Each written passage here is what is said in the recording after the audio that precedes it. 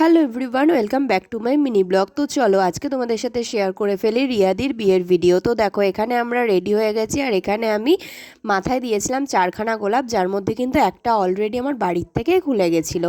তো যাই হোক, তারপরে তো সকলে মিলে রেডি হয়ে বিয়ে বাড়িতে চলে আসলাম। আর এদিকে দেখো, এইদিকে কিন্তু নতুন জামাইবাবুরও এন্ট্রি হয়ে গেছে।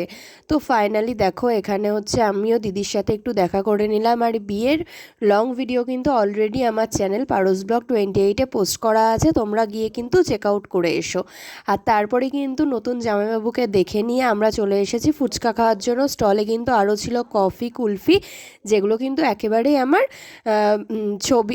ভিডিও করা হয়নি।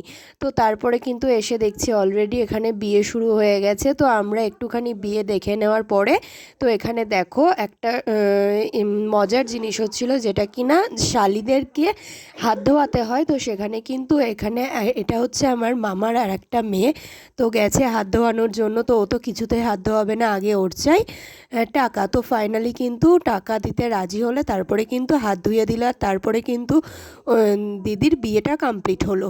তো রিয়াদিকে কিন্তু দেখতে খুব সুন্দর লাগছিল। আর এটাই বলবো শেষে, তোরা দুজন খুব ভালো থাক, সুখে থাক।